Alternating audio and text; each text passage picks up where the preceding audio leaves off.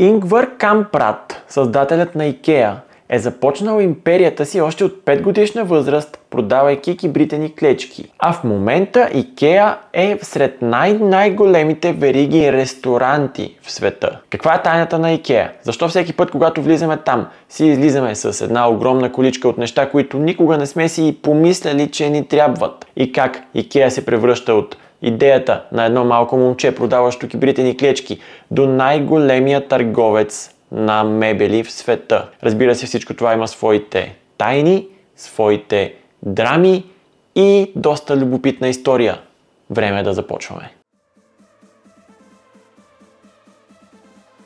Здравейте, приятелчета! Добре дошли в това видео, което първо ще се появи в Patreon, Rangel Channel, а след това, разбира се, ще се появи и в YouTube, където най-вероятно го гледате в момента. Ингвар Кампрад, създателят на IKEA, е роден в Швеция през 1926 година. Но преди да продължим напред към стремглавото му развитие и превръщането на неговия бизнес в най-големия търговец на мебели в света, е редно да дадем една крачка назад, за да видим драмата, която се крие зад неговото семейно минало. Бабите и дядовците на Ингвар са фермери, особено едната баба и единият дядо. Но защо те са фермери? Неговият дядо е дете на една от най-заможните фамилии в Швеция по това време. Той обаче решава да се ожени за жена, която не е от заможен род.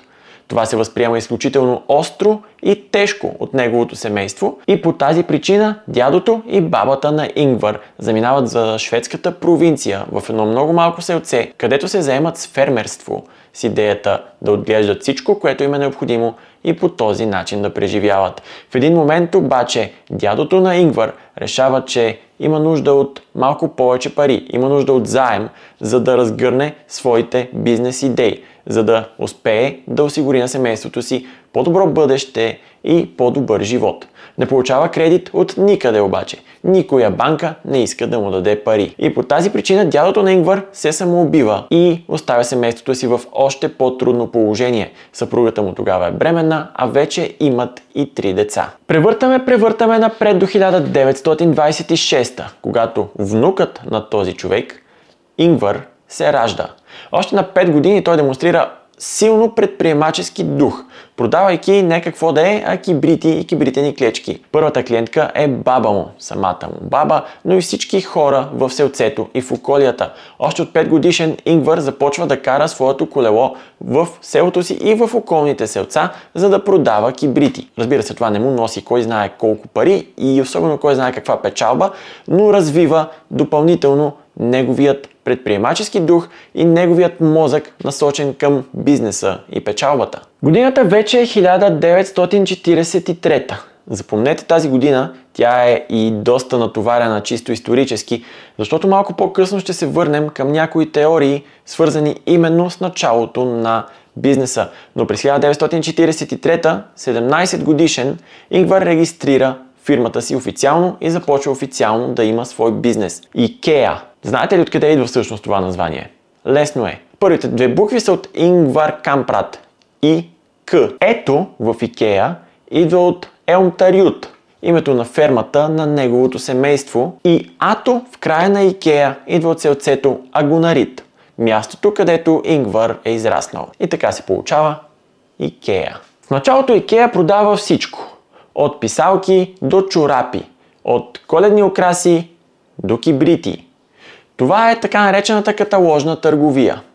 Ингвар описва всичко, което успява да зареди като стока и което иска да продава, разпраща до клиентите си в околията, а те връщат своите поръчки обратно според артикулите в този каталог. През 50-те години обаче Ингвар решава да премахне всички останали групи артикули, които IKEA продава, и да започне да продава мебели и да продава само и единствено мебели. Успехът от този сегмент на неговия бизнес го изстрелва рязко нагоре. Изстрелването нагоре обаче не идва и без проблеми с конкуренцията. Нещо логично и очаквано. Другите търговци на мебели в Швеция се опитват да направят всичко по силите си, за да попречат на IKEA и Ингвар да пожънат успех. Започват с така наречените търговски изложби и изложения. местата, на които търговците, продавачите на мебели търсят своите клиенти, предлагайки своите продукти. Традиционно те отиват там просто с описания, с каталози, с списъци на своите продукти. Ingvar и IKEA обаче се явяват на тези търговски изложения с истински продукти, с реални мебели, с неща, които потенциалните клиенти могат да видят, да пипнат, да седнат в стола, да легнат на матрака, да попипат пердето или завесата и да си поговорят с основателя на бизнеса. Това не се харесва на неговите конкуренти, които внасят петиция и променят правилата, така че вече да не може да се носят мостри на мебели на тези изложения. След това правят и редица други промени с своите лобистки интереси и умения, стигат до момент, в който Ingvar вече няма право да посещава търговски изложения, нито IKEA, нито сам той, и е принуден, увит в дебел килим, така на руло, да бъде внесен в едно такова търговско изложение, за да види какво се случва вътре. Справя се с всички тези предизвикателства и продължава IKEA, империята му, да върви само нагоре и нагоре. В един момент дори другите търговци на мебели заплашват производителите и доставчиците, че ще спрат да работят с тях, ако те не прекратят работата си с IKEA. Огромна част от тях се вслушват в тази заплаха. Все пак предпочитат да работят с много повече търговци на мебели, отколкото да останат с единствен търговец на мебели, пък бил той и в стремглав ход нагоре. Тези, които остават да работят с IKEA, преминават на небрандирани, необозначени бусчета, камиони, доставят поръчките до IKEA през нощта, не се асоциират директно с IKEA, правят дъщерни фирми, които да движат бизнеса и така нататък, за да не се разбере, че те са останали с IKEA. Ingvar обаче ги третира като кралски особи, изключително благодарен им е и, например, докато другите търговци на мебели плащат задълженията си, плащат фактурите си след 3, 4 до 5 месеца след задължението, той плаща до 10 дни. А знаете ли, че IKEA е една от най-големите хранителни вериги в света? Една от най-големите ресторантски вериги в света. Защо това е така? Защото Ingvar установява, че обичайно по обяд и в часовете след обяд бизнесът, т.е. посещаемостта на неговите магазини, осезаемо намалява. И той решава, че ако предостави храна и ако предостави вкусна, качествена храна на посетителите, те ще хапнат там и след това ще се върнат обратно в магазина, за да продължат обиколката си и да продължат да купуват и харесват неща. Така затваря цикъла, няма нужда да си тръгнете за обяд от магазина и каквото било. Оставате там, хапвате вкусна и качествена храна, предполагам сте пробвали кюфтенцата на IKEA, и след това се връщате обратно в огромните просторни зали, където сте принудени, между другото, да обиколите абсолютно всичко. Не знам дали ви е направило впечатление, но магазините са огромни и въпреки това имат само един вход и само един изход. Това не е случайно. Започвате с скъпите артикули, скъпите продукти, тежките мебели в началото и постепенно трябва да обиколите абсолютно целия магазин, за да преминете накрая на по-евтините аксесуари, принадлежности за дома и да пристигнете в склада, хранилището, където да вземете това, което искате да вземете. При влизане в IKEA влизате с едно листче и едно моливче, където може да записвате продуктовите названия и кодовете на това, което си харесате. Представете си сега, че сте в един хранителен магазин. Ако влезете без кошница, всичко, което може да вземете, трябва да го съберете в ръцете си. А то не е много. И това ще ограничи колко импулсивни и непланирани покупки извън списъка ви за покупки ще направите. Ако влезете с кошница или количка, това също ще ви ограничи до някъде. Не може да пълните с връх. Ако обаче имате само едно листче и едно моливче, на което записвате това, което ви трябва и чак накрая го взимате, минавате през касата, плащате и си заминавате, нещата са много по-отворени към импулсивни покупки. Чували ли сте между другото за Виктор Груен?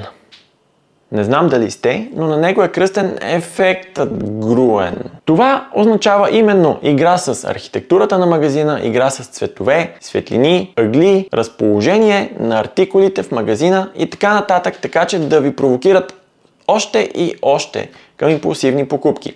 А Виктор Груен е наричан и бащата на моловете, защото превръща пазаруването от пазаруване за конкретно нещо, например искате да си купите кутия прясно мляко, това нещо се превръща в пазаруване просто заради самото пазаруване.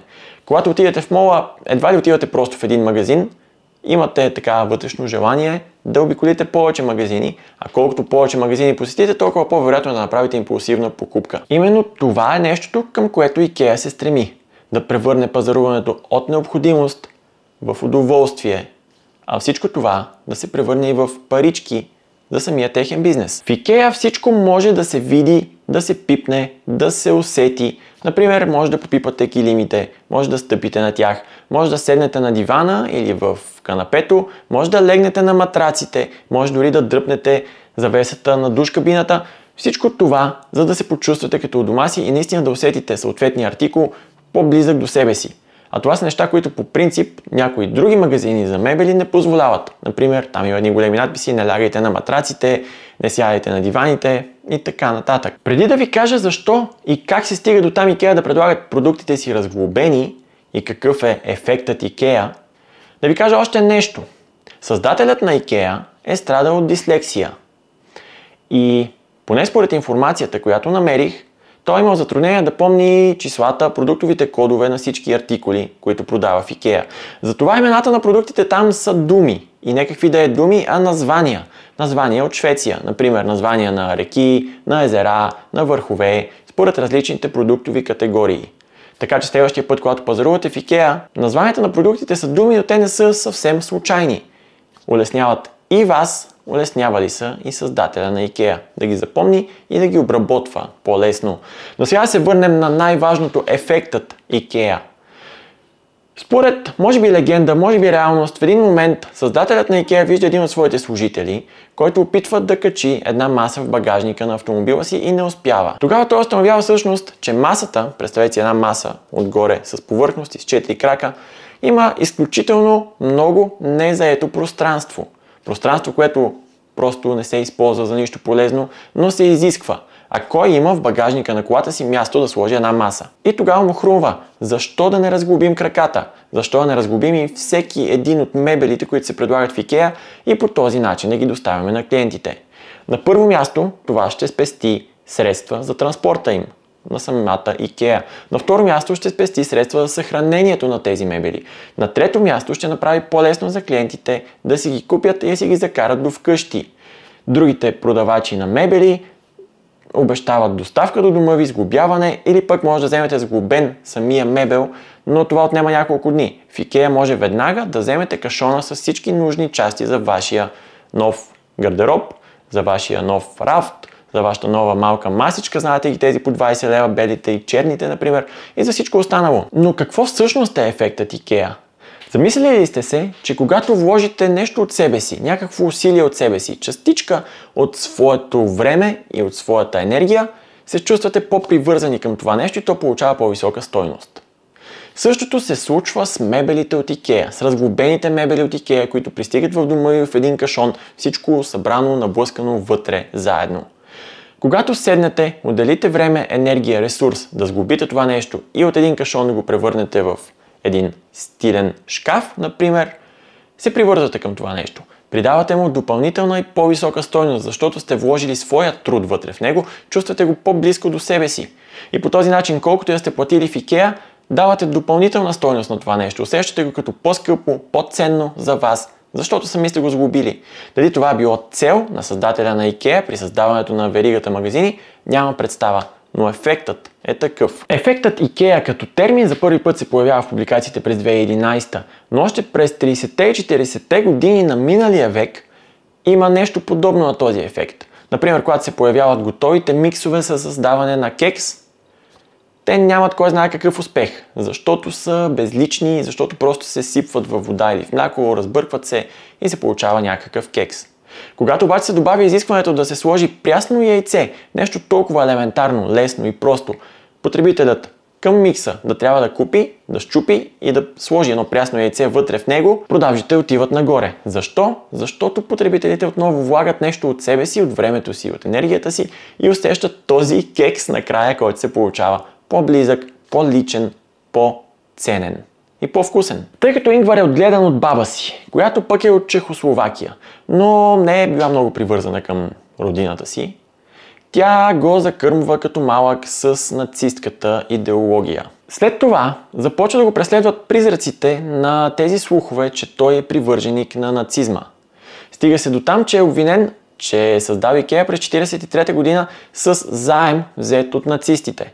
Тогава той реагира изключително остро и казва, че може да го обвинят в абсолютно всичко друго, в убийства, в какво ли не, какви ли не жестокости, но не могат да го обвиняват в това, че е взел заем, че е взел кредит за IKEA и е горд с това, че никога не е взимал заем за каквото и да било свързано с бизнеса си. И така до края на своя живот, който настъпва на 91 години, той запазва скромния си начин на живот. Живее в бащината си къща, кара 20 годишното си Volvo, в самолетите лети в икономична класа и се стреми да познава колкото се може повече от служителите на IKEA лично, посреща новите служители с прегръдка и се отнася изключително топло и гостоприемно към тях. Има план обаче децата му да наследят този гигант IKEA, който от 2008 вече е най-големият търговец на мебели, но поради високите данъци в Швеция, той организира една изключително сложна схема, която дори няма да се наемам да ви обяснявам, но която отделя IKEA бизнесът във всяка една държава, където той съществува, в отделна компания. Всичко това е свързано с друга компания, която е конгломерат, а авторските права на продуктите на IKEA се държат от съвсем различна компания. Между другото, IKEA е четвъртата най-голяма благотворителна организация посредством своята фундация в целия свят. Това също е нещо любопитно, което аз не знаех, предполагам и вие не знаехте. Така приключвам видеото за ефекта на IKEA. Защо когато влезем вътре с желание да си купим, например, една обувалка, излизаме с цяла кошница неща за дома, които никога не сме си помислили, че ни трябват. Още по-малко пък точно в този момент. Каква е тайната зад IKEA? Каква е драмата? Какви са скритите начини да ни накарат да харчим повече и повече, да прекарваме повече и повече време в магазина и да правим повече и повече импулсивни покупки? Надявам се успях да ви дръпна перденцето на душ-кабината в IKEA за цялата тази любопитна информация. Ако видеото ви е харесало, харесайте го и вие. Цъкайте палец нагоре, абонирайте се за канала, последвайте ме в Patreon, в Instagram и в TikTok. Всичко е Rangel Channel. Ще се радвам да ви видя и там.